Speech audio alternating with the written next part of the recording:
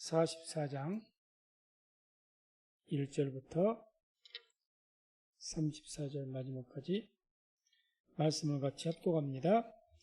요셉이 그 청지기에게 명하여 가로되 양식을 각인의 자루에 실 수 있을 만큼 채우고 각인의 돈을 그 자루에 넣고 또 내 잔 곧 은잔을 그 소년의 자루 아구에 넣고 그 양식 값 돈도 함께 넣으라 하며 그가 요셉의 명령대로 하고 개동시에 사람들과 그 나귀를 보내니라. 그들이 성에서 나가 멀리 가기 전에 요셉이 청지기에게 이르되 일어나 그 사람들의 뒤를 따라 미칠 때에 그들에게 이르기를 너희가 어찌하여 악으로 선을 갚느냐. 이것은 내 주인이 가지고 마시며 늘 점치는 데 쓰는 것이 아니냐. 너희가 이같이 하니 악하도다 알아. 청지기가 그들에게 따라 미쳐 그대로 말하니 그들이 그에게 대답하되 우리 주여 어찌 이렇게 말씀하시나이까. 이런 종들이 결단코 아니하리. 우리 자루에 있던 돈도 우리가 가나안 땅에서부터 당신에게로 가져왔거늘 우리가 어찌 당신 주인의 집에서 은금을 도적질 아리까. 종들 중 누구에서 발견되든지 그는 죽을 것이요 우리는 우리 주의 종이 되리이다. 그가 가로되 그러면 너희 말과 같이 하리라. 그것이 누구에서든지 발견되면 그는 우리 종이 될 것이요 너희에게는 책망이 없으리라. 그들이 각각 급히 자루를 땅에 내려놓고 각기 푸니 그가 나이 많은 자에게서부터 시작하여 나이 적은 자에게까지 수탐하며 잔이 베냐민의 자루 위에서 발견된지라. 그들이 옷을 찢고 각기 짐을 나귀에 싣고 성으로 돌아오니라. 유다와 그 형제들이 요셉의 집에 이르니 요셉이 오히려 그곳에 있는지라. 그 앞 땅에 엎드리니 요셉이 그들에게 이르되 너희가 어찌하여 이런 일을 행하였느냐. 갓 사람이 점잘치를 너희가 알지 못하느냐. 유다가 가로되 우리가 내 주께 무슨 말을 하오리이까. 무슨 설명을 하오리이까. 어떻게 우리의 정직을 나타내리이까. 하나님이 종들의 죄악을 적발하셨으니 우리와 이 잔이 발견된 자가 다 내 주의 종이 되겠나이다. 요셉이 가로되 내가 결코 그리하지 아니하리라. 잔이 그 손에서 발견된 자만 나의 종이 되고 너희는 평안히 너희 아버지께로 도로 올라갈 것이니라. 유다가 그에게 가까이 가서 가로되 내 주여 청컨대 종으로 내 주의 귀에 한 말씀을 고하게 하소서. 주의 종에게 노하지 마옵소서. 주는 바로와 같으심이니이다. 이전에 내 주께서 종들에게 물으시되 너희는 아비가 있느냐 아우가 있느냐 하시기에 우리가 내 주께 고하되 우리에게 아비가 있으니 노인이요 또 그 노년에 얻은 아들 소년이 있으니 그의 형은 죽고 그 어미에 끼친 것은 그뿐이므로 그 아비가 그를 사랑하나이다 하였더니 주께서 또 종들에게 이르시되 그를 내게로 데리고 내려와서 나로 그를 목도하게 하라 하시기로 우리가 내 주께 말씀하기를 그 아이는 아비를 떠나지 못할지니 따라면 아비가 죽겠나이다. 주께서 또 주의 종들에게 말씀하시되 너희 말째 아우가 너희와 함께 내려오지 아니하면 너희가 다시 내 얼굴을 보지 못하리라 하시기로 우리가 주의 종 우리 아비에게로 도로 올라가서 내 주의 말씀을 그에게 고하였나이다. 그 후에 우리 아비가 다시 가서 곡물을 조금 사오라 하시기로 우리가 이르되 우리가 내려갈 수 없나이다. 우리 말째 아우가 함께하면 내려가기가 말째 아우가 우리와 함께 아니하면 그 사람의 얼굴을 볼 수 없음이니이다.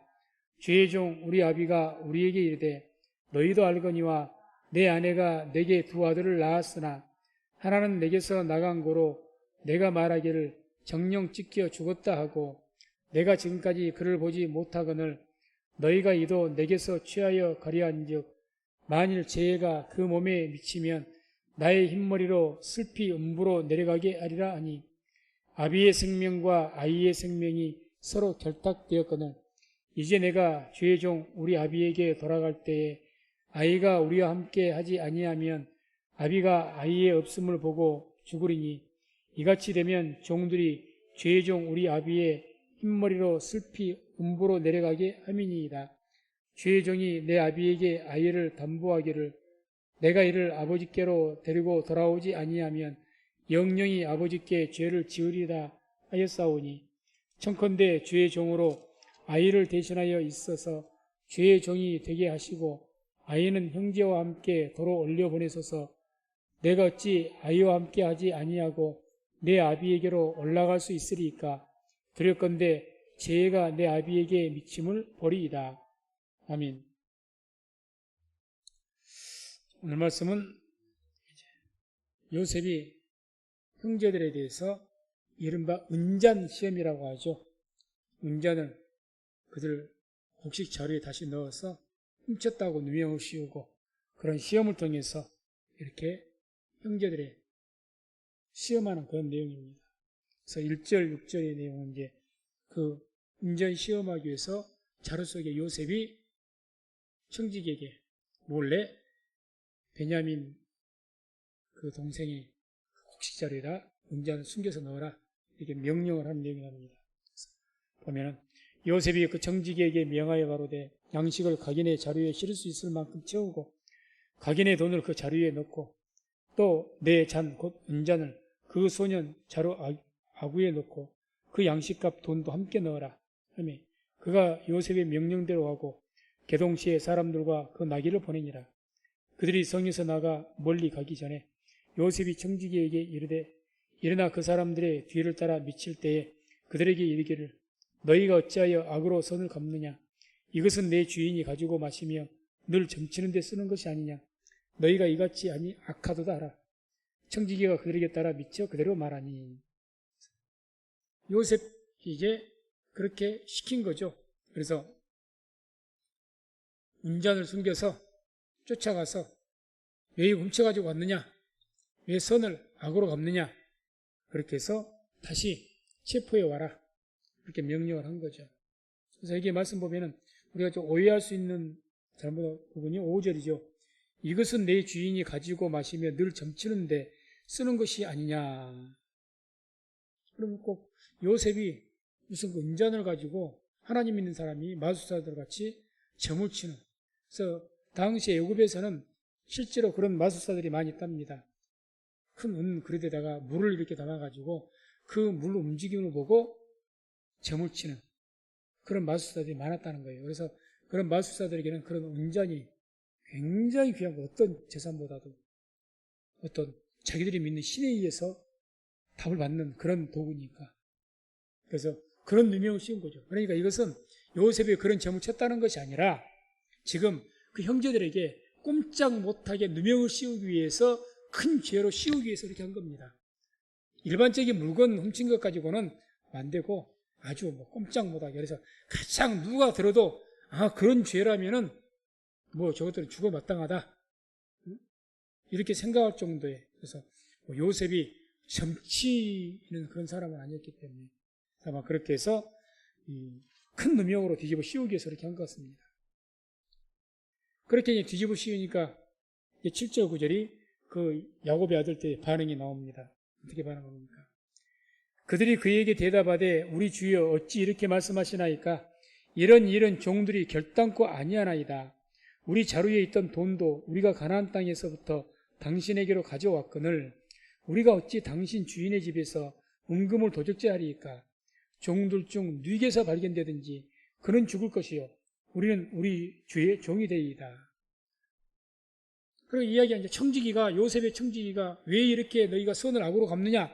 왜 우리 주인의 그 은잔을 훔쳐갔느냐? 하고 이야기하니까 이게 무슨 말입니까? 우리가 이전에 왔을 때에도 그 전에 돈이 우리 자루에 다 있는 것을 보고 그 돈도 다시 가지고 돌려줬는데 우리가 왜 그런 은금이 탐이 나서 또 훔치겠습니까? 그 이야기죠. 그렇게 말하면서 뭐라고 합니까? 종들 중 누구에게서 발견되든지 그는 죽을 것이요 우리는 우리 주의 종이 될 것입니다. 누구에게 만약에 우리 중에서 누군가가 그런 잔을 훔쳤다면은 그 사람은 누가든지 죽을 것입니다. 사형을 당해 마땅합니다. 그 말이죠. 그리고 우리들은 다 종이 되겠습니다.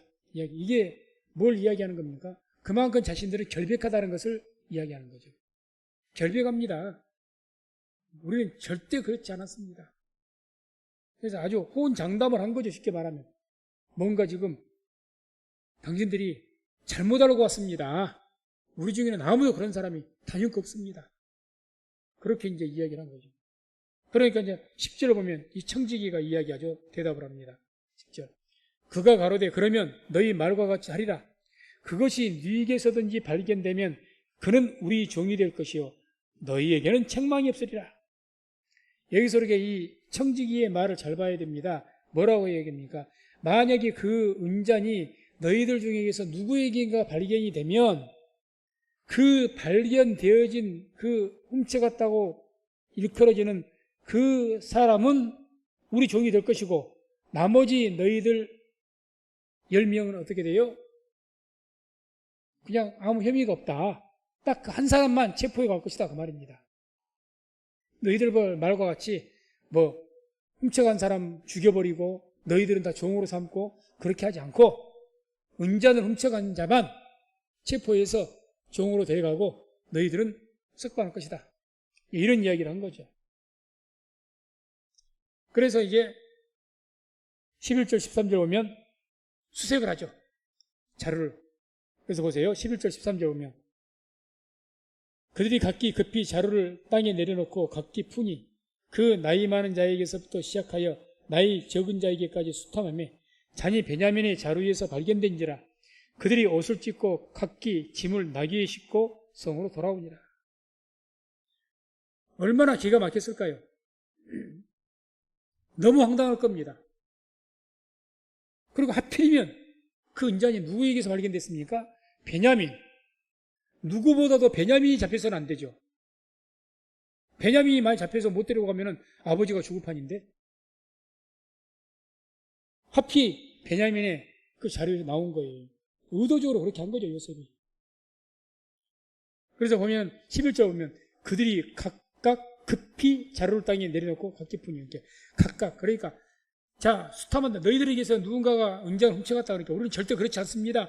만약에 누군가 잡혀 훔친 사람이 있으면 그 사람 마땅히 죽을 것이고 우리 모두는 어떻게 합니까? 다 종이 되겠습니다. 호언장담을 했지 않습니까? 그러니까 이제 얼마든지 뒤지십시오 하고 막 자기들이 막 국치부터 내려놓으면서 보라고 이렇게 한 거죠. 쉽게 말하면 그 뭐 요새에 보낸 그 종들이 와서 뒤진 것이 아니고 이 야곱의 아들들이 스스로 내려가지고 막 풀어 보이는 거예요. 보시라고 한 거. 아무 자기들은 결벽을 장담했으니까 그러죠. 그런데 지금 나와버린 거예요. 그러니 얼마나 지금 당혹하고 황당했겠습니까?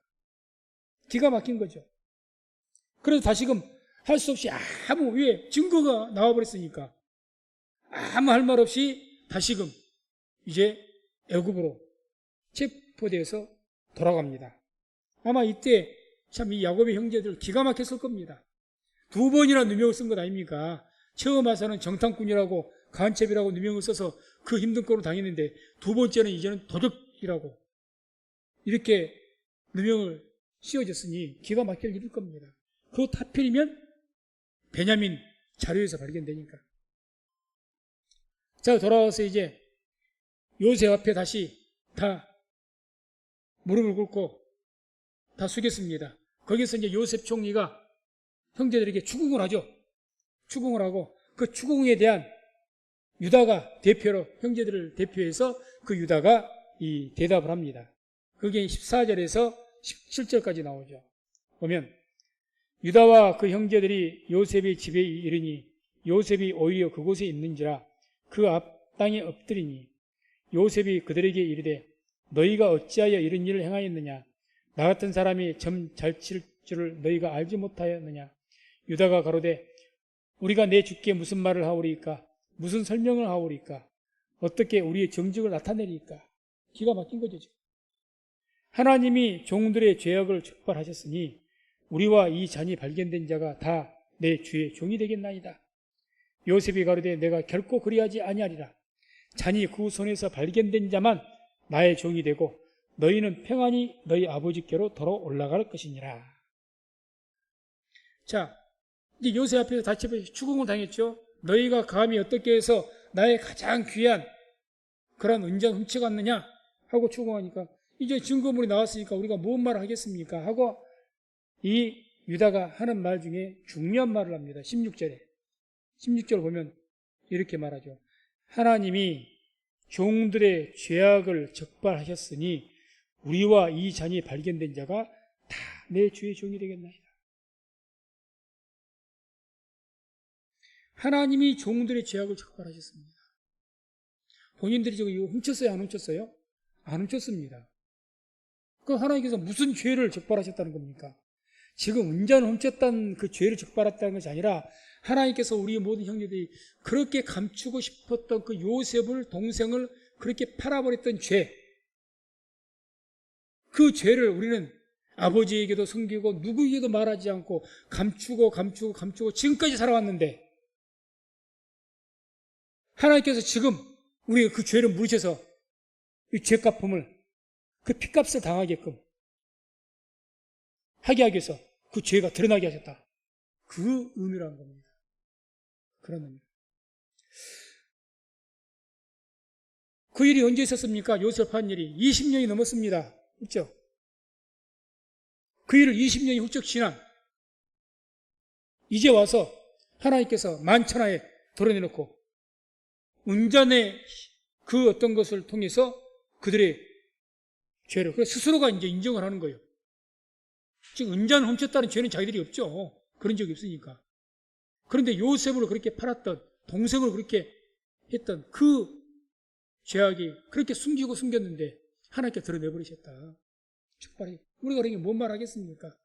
이 은자, 그게 이렇게 받아들인 거죠. 이 은자를 통해서 우리에게 이런 고통이 온 것은 요셉을 팔았던 죄 때문에 이런 고통이 우리에게 왔습니다. 이 고백이죠. 맞습니다. 그래서 온 겁니다. 우리가 성경을 보실 때 우리 모든 믿는 분들은 지금 현대시대, 구약시대뿐만 아니라 현대시대 모든 믿는 분들도 꼭 그걸 알아야 됩니다. 하나님께서는 형벌을 받을 자는 반드시 형벌하신다는 것. 그걸 기억하시기 바랍니다. 우리가 예수 믿는 이 시대에도 영혼을 구원받는 그것은 정해졌습니다. 어떤 죄를 지어도 이미 예수님께서 그 죄에 대해서 십자가시켰기 때문에. 그러나 우리가 지은 잡음죄에 대해서 회개치 아니하고 그걸 돌이키지 않으면요, 거기에 대한 대가를 이 땅에서 받습니다. 반드시 형벌받습니다. 출애굽기 34장 6절 7절 한번 보겠습니다. 출애굽기 34장 6절 7절 함께 합독합니다. 여호와께서 그의 앞으로 지나시며 반포하시되 여호와로라 여호와로라 자비를 얻고 은혜롭고 노하기를 더디하고 인자와 진실이 많은 하나님이로라. 인자를 천대까지 베풀며 악과 과실과 죄를 용서하나 형벌 받을 자는 결단코 면제하지 않고 아비의 악을 자여손 3, 4대까지 보응하리라. 아멘. 이 말씀을 잘 명심하시기 바랍니다. 하나님께서는 자비롭고 은혜롭고 노하기를 더디하시고 인자와 진실이 많은 하나님이십니다. 인자를 1000대까지 베푸시는 하나님이십니다. 악과 과실과 죄를 용서하시는 하나님이십니다.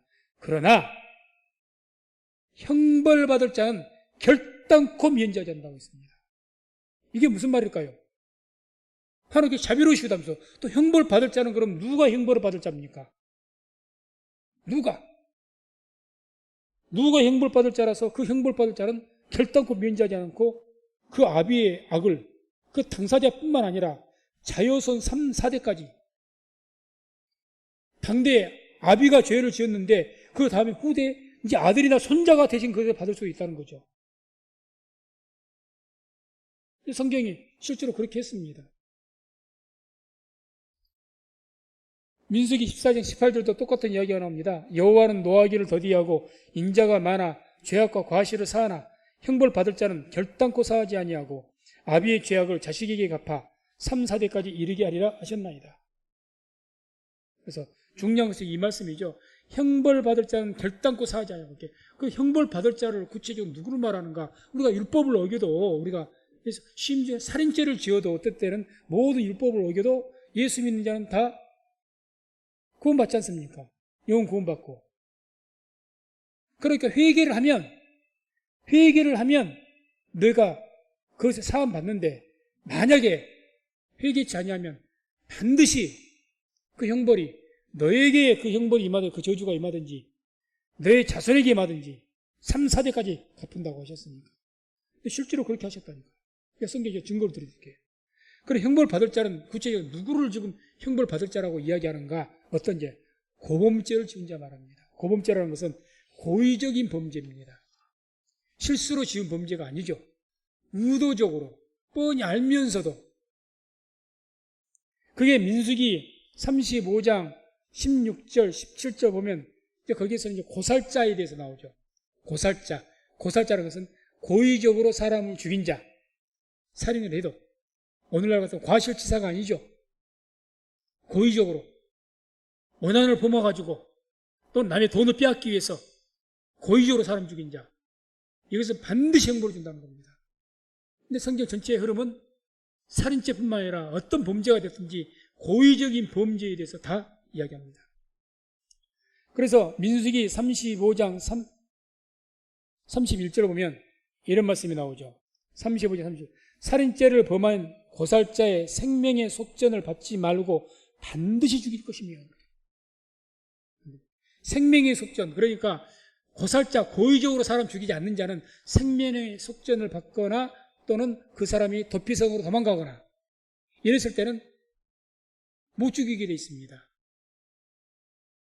그런데 고살자는 도피성으로 도망가도 필요가 없습니다. 끄집어내서 죽여버립니다. 성막에 들어가서 번제단 뿔을 잡으면 구원받는다고, 그게 이제 구원의 뿔인데 번제단 뿔을 잡아도 끌어내서 죽여버립니다. 생명의 속전 받지 말라고 하지 않습니까? 반드시 죽이라는 겁니다. 그래서 고의적인 범죄에 대해서는 하나님께서 절대 용납하지 않습니다. 용납 안 해요. 반드시 해결해야 되죠. 이게 내가 살아가는 가운데 내가 지나놓고 보니까 하나님 앞에 이런 죄를 지었네. 그것은 우리가 뒤에 깨닫는 대로 주님, 제가 지나놓고 보니 하나님 앞에 이런 죄를 지었습니다. 회개하면 되지만 내가 뻔히 알고 있어요. 의도적으로 뻔히 알면서도 그런 죄를 범했어. 하나님 앞에.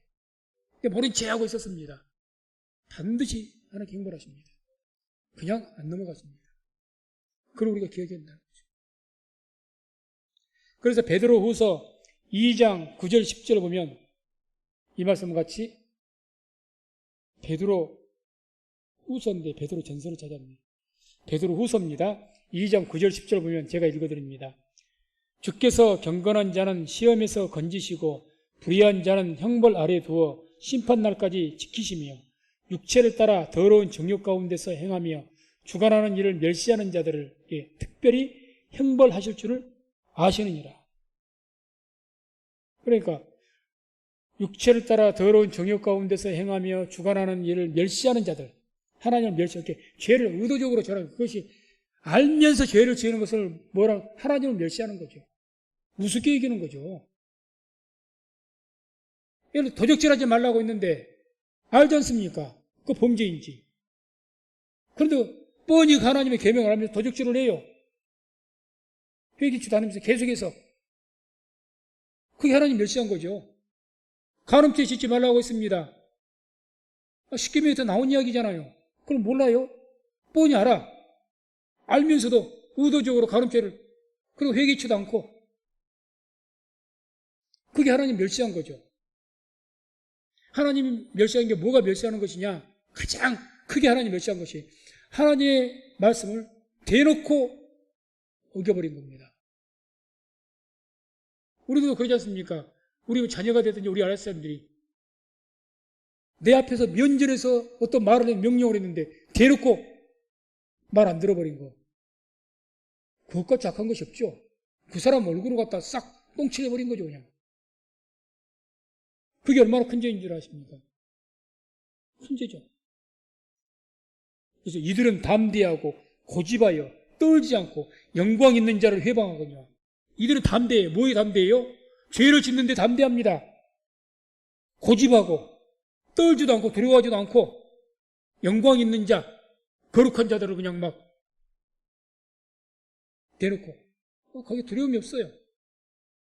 두려움. 그런 자들은 어떻게 하라고요? 반드시 형벌을 받는다. 반드시. 너 때가 아니면 그 2대, 3대, 4대까지라도. 그래서 고의적으로 행하는 모든 범죄는 반드시 형벌을 받게 됩니다. 이거를 우리가 절대 쉽게 생각해서는 안 됩니다. 쉽게. 우리가 고린도전서를 읽어보세요. 성찬식 말씀 나오면서 성찬식에 대해서도요. 성찬식이 주의 죽으심과 부활을 기념하는 것인데 성찬식을 거룩한 마음으로 대하지 않았던 사람들 뭐라고 이야기합니까? 너희 가운데 죽은 자들도 많이 있고 병든 자들도 많이 있고 왜 그러냐? 성찬식을 거룩한 마음으로 대하지 않았기 때문에 그런 것 아니냐? 그러지 않습니까? 성경 보세요. 우리가 성찬식마다 그 말씀 읽는 부분이 있죠. 그 앞뒤 전으로 읽어보세요. 나옵니다. 너희 고린도 교회, 너희 가운데 병든 자들, 어떤 죽은 자들, 뭐한 자들, 이런 자들이 왜 있느냐? 하나님의 거룩한 성찬을 그냥 어떤 사람들은 업신여갖고 그냥 먼저 온 사람 성찬을 먼저 먹는 사람이 없는가? 그냥 경건한 마음으로 준비되지 않는 마음으로 거룩하지 않는 마음으로 먹어서 너희 가운데 그러지 않는 거냐? 하나님을 업신여긴 것 아니냐? 주님께서 이것을 영원토록 기념하라고까지 말씀하셨는데 하나의 거룩한 의식인데 하나님께서 명령하신 거룩한 의식을 웃기게 해버린 거죠. 우습게 얘기해버린 거죠. 그래서 오늘날 성찬식을 세례받지 않는 분들은 성찬식 일단은 못하게 하지 않습니까? 미성년자 얘기도 안 하고 어떤 경우에는 미성년자도 하라고 먹으면 좋다는 식으로 하라. 먹으면 좋은 게 아닙니다. 알고 준비되고 그거를 먹어야 하나님께 영광이 되는 것이고 자기에게 복이 되는 것이지.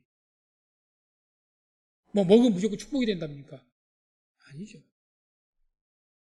아무튼 고의적으로 행하는 모든 범죄는 반드시 형벌받습니다. 이 형벌은 우리 때에서 아까 말씀대로 3, 4대까지 실제로 그렇게 됐다는 거죠. 보면은 이 사무엘상 15장 2절 3절 보면은 그 아말렉 족속에 대한 심판이 나오는데 그 아말렉 족 비록 이방인들이지만 하도 악하니까 이 악한 자들에 대해서 심판을 하시는데 누구에게 의해서 심판하게 합니까? 사울 왕. 이 아말렉이 언제 이스라엘 백성들을 괴롭히고 악을 행했냐면 출애굽 시대에 여호수아 시대에 광야에서 뒤따라다니면서 기습을 하고 이스라엘 백성들 약한 사람들 죽이고 그랬던 때 아말렉 족속입니다. 그것을 사울 왕 시대에 내가 그때를 추억한다. 하나님께서 약 500년이 지난 얘기입니다. 500년. 500년이 지난 뒤에 하나님께서 그들에게 어떤 형벌을 그들을 아말렉 족속 자체를 진멸해라. 심지어 짐승까지도 죽여라고 했습니다. 얼마나 진노하셨는지. 이걸 기억하시기 바랍니다. 성경에 신약성경 말씀을 제가 안 찾아왔습니다만 하나님께서는 더디 노하시지만 노하지 않는 것이 아닙니다. 심판하지 않는 것이. 그 너희 머리 위에 숯불을 쌓아놓지 말라는 거예요. 하나님의 진노를. 언젠가는 쏟아버립니다. 쏟아버리죠. 그러니까 우리가 하나님 믿는 것이 복이고 예수 믿는 거 보시고 너무너무 큰 은혜지만은 하나님 믿는 거 예수 너무 복이지만 그런다고 하나님 경홀히 하지 말라는 겁니다. 너무 쉽게 생각하죠. 오늘날. 너무 쉽게 생각하는 거예요. 그러니까 예배도 쉽고 너무 쉬운 거예요. 편한 거야. 모든 것이. 우리가 이러거든요. 예배도 그렇고 편한 것이 좋은 것 같지만 달리 말하면 그 편한 것이 만만한 것이거든요. 만만할 때 편한 겁니다. 사람도 그렇고. 어려운 사람 대하면요. 편하게 못 대하죠. 그 사람을 정말 존경한다면. 그런데 좋은 말로 해서 편한 것이지 나쁜 말로 하면 어떻게 됩니까? 만만한 겁니다. 만만한 거니까 막대하는 거죠. 하나님에 대해서도 마찬가지죠. 우리가 이것을 정말 조심해야 됩니다. 오늘날. 어쩌면 지금 우리 모든 교회들이 이와 같이 힘든 것이 그런 죄들이 너무 많기 때문에 너무 많아요. 그런 죄들이. 저부터 시작해서. 하나님 벌벌 떨고 그러란 말이 아닙니다. 항상 우리 심령에는 구원의 은혜와 복음에 대한 기쁨 가운데 누려야 되겠지만 그러면서도 하나님 앞에서는 우리가 항상 경건한 마음 가져야 되지 않겠습니까? 조심스러워야죠. 조심스러워야죠. 그러니까 이방인들이지만 500년이 지났는데 싹 쓸어버리는 거예요. 다음에 보실까요? 사무엘하 21장 1절을 보게 되면 또 나온 이야기죠. 연분년 3년 돼가지고 다윗 시대에 연분년 3년 기근이 있으므로 다윗이 여호와 앞에 간구하며 여호와께서 가라사대 이는 사울과 피를 흘린 그 집을 인하미니 저가 기브온 사람을 죽였음이니라 하시니라. 연분년 3년이니까 3년 동안 연속 기근이 있었으니까 요즘같이 발달한 현대 시대에도 우리나라가 1년 동안 기근이 있다고 합시다. 심각한 기근이에요. 그런데 그 고대에, 그것도 이스라엘에 그 척박한 땅에서 3년간 기근이 있었으면 살인적인 겁니다. 이것은 3년간 기근이 있었다는 거예요. 그런데 그런 징계를 하신 이유는 뭐라고 말씀합니까? 사울과 그 피를, 사울 왕이 자기가 왕이 딱 되자마자 이제는 자기 하나님 앞에 열심을 낸다고, 어떤 열심을 낸 줄 아십니까? 기브온 사람들이 어떤 사람들입니까? 여호수아 시대에 기브온 족속은 원래 이스라엘 족속이 아니에요. 근데 기브온이라는 성이 있는데 이 사람들이, 이스라엘 백성들이 하나님께서 함께 하시고 워낙에 강하니까 자기들이 여호수아를 속였잖아요. 아, 우리는 먼 데서 온 사람이라고. 이 가나안 땅에 살지 않는 사람들이라고. 그러니까 떡도 막 곰팡이 쓴 거 그런 거 가져가고 속았죠. 그래서 하나님의 이름으로 나이가 절대 맹세하면서 너희 족속은 내가 멸하지 않겠다 약속을 했거든요. 알고 봤더니 바로 앞에 있는 기브온성에. 그래서 어떡합니까? 여호수아가 하는 말이 하나님의 이름으로 맹세했으니 우리가 약속을 안 지키면 안 됐다. 그 이후로부터 이 기브온 거민은 그 이스라엘에서 나무 패는 자, 물 깃는 자, 다시 말해서 종이 되었습니다. 그렇게 살아왔어요. 그런데 그러니까 이게 그때 다 문제가 해결된 거예요. 근데 사울 왕 때 자기가 무슨 열심히 내갖고 우상을 없애고 또 그러면서 기브온 족속도 이방인이니까 하나님께서 모세 시대에 이방인들 다 죽이라고 했다고 기브온 거민들을 죽여버린 겁니다. 그 기브온 거민들 하나님께 이제 기도했겠죠. 하나님 앞에. 하나님, 이미 여호수아 시대에 맹세를 통해서 우리를 해준다고 했는데 이렇게 사울왕이 우리를 죽입니다. 왜 안 부르짖었겠습니까? 그 부르짖은 그 핏값이 다윗 시대에 와가지고 이때 이미 몇 년이 흘렀냐면 약 50년 이상이 흘렀습니다. 50년이. 사울 때 그런 것이 아니고 민족에 대한 심판이기 때문에 하나님의 때에 심판해버린 거예요. 하나님의 때에. 말이 3분년 연속 흉년이기 그걸로 얼마나 많은 사람이 죽었겠습니까? 얼마나 많은 사람이 또 굶어 죽었겠습니까? 많이 죽었죠. 성경에 표현만 안 됐을 뿐이지 상상을 초월하죠. 하나님께서 이와 같이 어떤 죄악에 대해서 그때그때 즉각 심판하시기보다는 하나님의 때에 쏟아버립니다. 그때 악한 자들 전부 같이 쏟아버려요.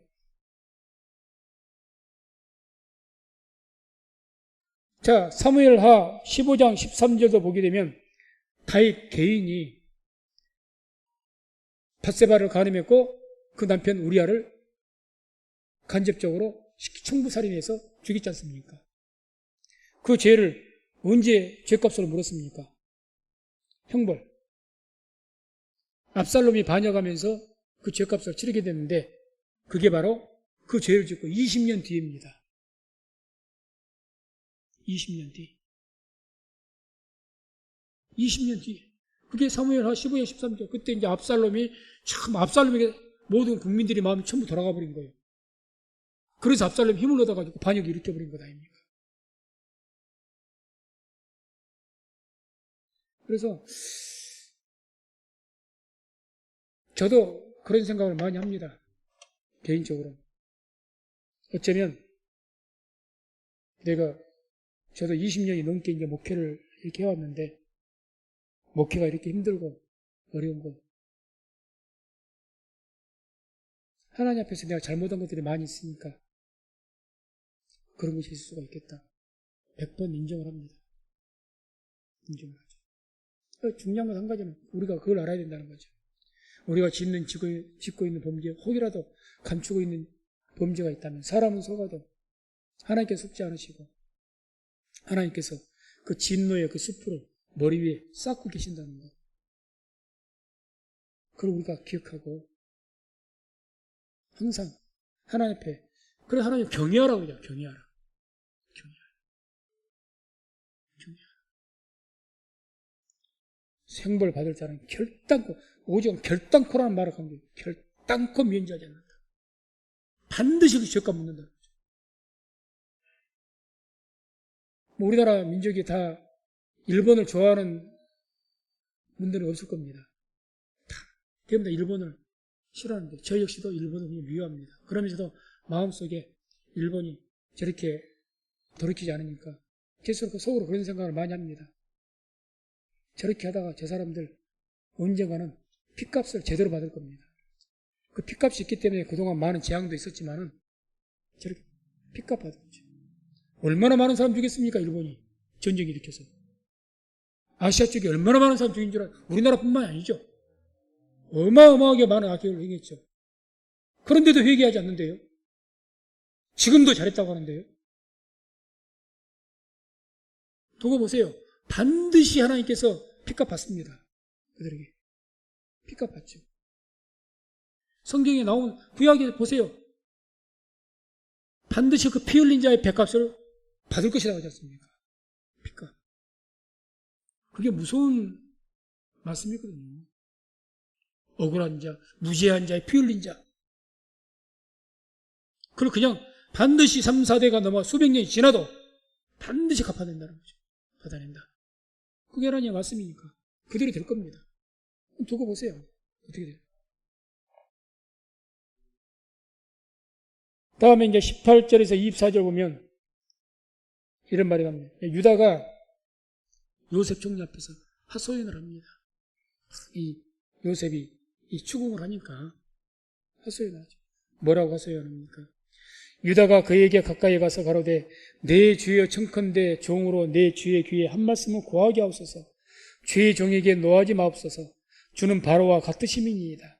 이전에 내 주께서 종들에게 물으시되 너희는 아비가 있느냐 아우가 있느냐 하시기에 우리가 내 주께 고하되 우리에게 아비가 있으니 노인이요 또 그 노년에 얻은 아들 소년이 있으니 그의 형은 죽고 그 어미에 끼친 것은 그뿐이므로 그 아비가 그를 사랑하나이다 하였더니 주께서 또 종들에게 이르시되 그를 내게로 데리고 내려와서 나로 그를 목도하게 하라 하시기로 우리가 내 주께 말씀하시기를 그 아이는 아비를 떠나지 못할지니 떠나면 아비가 죽겠나이다.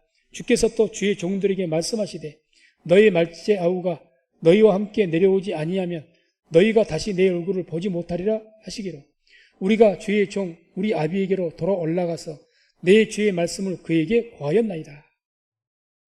무슨 말 한 거냐? 이전에 있었던 일을 이제 하소연한 거예요. 총리님, 이렇게 일이 이렇게 된 것이 이렇게 될 수밖에 없었던 것이 이미 우리가 한 1, 2년 전에 처음에 왔을 때에 그렇게 정탐꾼도 누명을 씌워져 가지고 돌아가게 되었는데 그래서 총리께서 이렇게 묻기를 뭐 우리 집안 사정을 다 물으시고 아비가 잘 있느냐 또 내 말째아우는 잘 있느냐 다 묻는 거에 대답해서 그때 총리께서 반드시 너희들이 그 말째아우들을 데려야 하지 않으면 내 얼굴을 못 볼 것이라 하셨기 때문에 우리가 내려가서 아비에게 그 일을 말했습니다. 그 말을 했다는 거예요. 그렇기 때문에 이제 반드시 우리가 갈 때는 이 말째아우를 데리고 가야 됩니다. 이제 그 이야기죠. 25절 31절도 계속 그 이야기입니다. 그 후에 우리 아비가 다시 가서 곡물을 조금 사오라 하시기로 우리가 이르되 우리가 내려갈 수 없나이다. 우리 말째아우가 함께하면 내려가려니와 말째아우가 우리와 함께함이 아니면 그 사람의 얼굴을 볼 수 없음이니이다. 주의 종 우리 아비가 우리에게 이르되 너희도 알거니와 내 아내가 내게 두 아들을 낳았으나 하나는 내게서 나간 거로 내가 말하기를 정령 찢겨 죽었다 하고 내가 지금까지 그를 보지 못하거늘 너희가 이도 내게서 취하여 가려한즉 만일 재해가 그 몸에 미치면 나의 흰머리로 슬피 음부로 내려가게 하리라 하니 아비의 생명과 아이의 생명이 서로 결탁되었거늘 이제 내가 주의 종 우리 아비에게 돌아갈 때에 아이가 우리와 함께하지 아니하면 아비가 아이의 없음을 보고 죽으리니 이같이 되면 종들이 주의 종 우리 아비의 흰머리로 슬피 음부로 내려가게 하면이다. 한마디로 무슨 말이죠? 베냐민이 안 데려가면 우리 아버지가 죽게 생겼습니다. 그러니 우리가 어떻게 돌아갑니까? 그 이야기예요.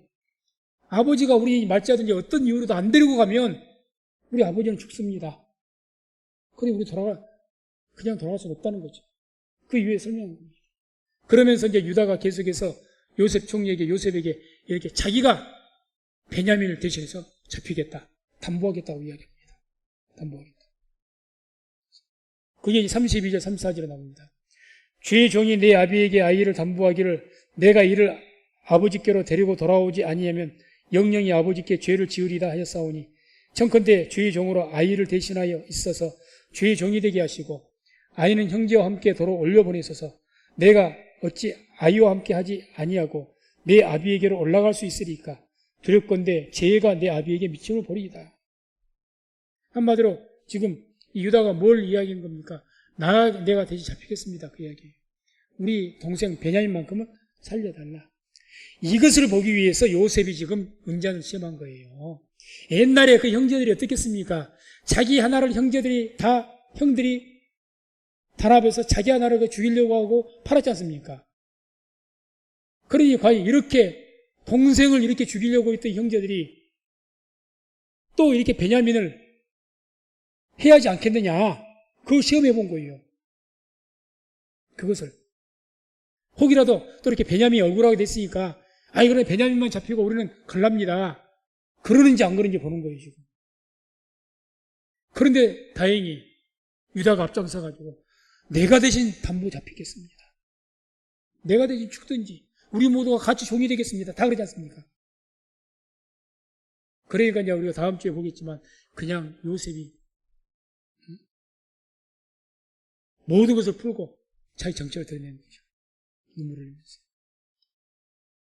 사실 보세요. 지금 요셉의 말이나 그 말대로 한다면 이들은 베냐민만 잡혀놓고 자기들은 돌아가도 됩니다. 아까 17절에 요셉이 뭐라고 했죠? 다 유다가 말하기를 우리가 그 베냐민만 잡힌 것이 아니라 우리 모두가 다 잡히겠습니다 그랬어요. 다 종이 되겠습니다. 그랬더니 요셉이 17절에 뭐라고 했죠? 요셉이 가로되 내가 결코 그리하지 아니하리라. 아니다, 그렇게 안 한다. 뭐라고 합니까? 잔이 그 손에서 발견된 자만, 누구로 말하죠? 베냐민. 자만 나의 종이 되고 너희는 평안히 너희 아버지께로 돌아갈 것이라. 아니, 너희 다 안 잡는다. 내가 왜 그러냐? 베냐민, 훔친 자만 내가 잡아서 종이 되게 할 것이다. 그러니 얼마든지 악한 마음 품으면 살 길이 열린 것 아닙니까? 옛날 요셉을 판 것처럼 아이고 그러면 뭐 그렇게라도 살아나가야지. 근데 그렇게 하지 않았다. 그래서 이것을 알아보기 위해서 요셉이 시험해 본 거죠. 과연 형제들 간에 우애가 있는가? 그런 것이 옛날같이 또 그렇게 아버지에게 거짓말하고 동생을 팔아버리고 이러질 않는가? 그걸 알아본 겁니다. 오늘까지 오늘은 말씀 여기까지 하도록 하겠습니다. 오늘 특별히 말씀 중에서 유다가 그러지 않습니까? 운전 발견한 거 자기들은 죄가 없잖아요. 하나님께서 우리의 죄악을 적발하셨나이다. 그동안 자기들은 감추고 20년 이상을 감춰왔어요. 아버지도 모르고 자기들만 합니다. 아무도 모릅니다. 그걸 누구에게 말하겠어요?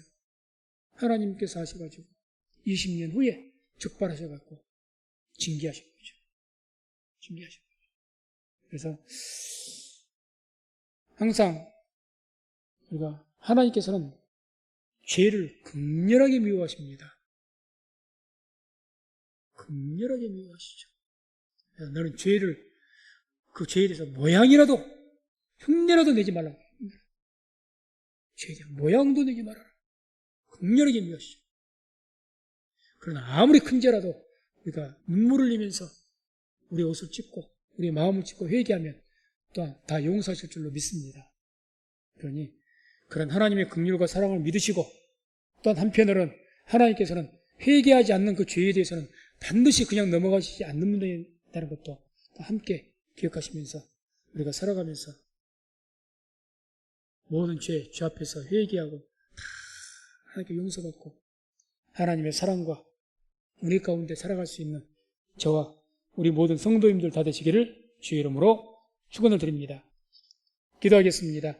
하나님 감사합니다. 오늘도 44장 말씀을 통해서 말씀을 선포했습니다. 하나님, 야곱의 이 자녀들은 20여 년 전에 그렇게 17살밖에 되지 않은 그 요셉, 이 동생을 처음에는 죽이려고 했었고, 이제는 그것이 잘 안 되자 미디안 상인들에게 팔아버린, 그렇게 동생이 울면서 살려달라고 애걸 복고라도 그들이 팔았던 그런 무서운 죄악을 범했습니다.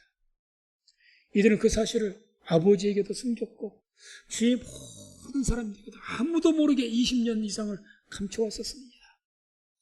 그러나 하나님께서 20년 후에 만천하의 것을 드러내게 하시고 그로 인해서 고통을 받게 하시고 그 죄에 대해서 깨닫게 하시고 회개케 하신 것을 우리가 보게 됩니다.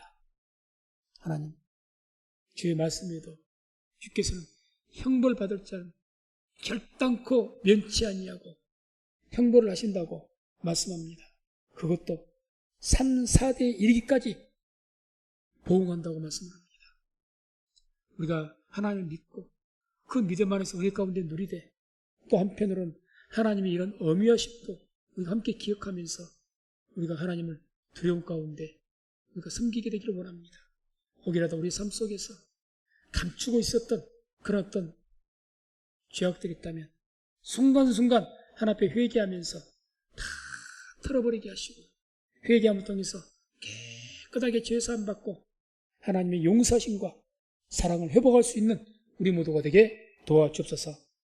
이 시간도 함께 하심을 감사드리며 예수님 이름으로 기도합나이다. 아멘. 찬송가 330장 찬양 뒤에 합심해서 통성으로 기도합니다. 330장. 고통의 멍에 벗으려고 예수께로 나옵니다. 자유와 기쁨 베푸시는 주께로 옵니다. 병든 내 몸이 튼튼하고 빈궁한 삶이 부해지며 죄악을 벗어버리려고 주께로 옵니다. 낭패와 실망 당한 뒤에 예수께로 나옵니다. 십자가 은혜 받으려고 주께로 옵니다. 슬프던 마음 위로받고 이 생의 풍파 잔잔하며 영광의 찬송 부르려고 주께로 옵니다. 교만한 마음을 내버리고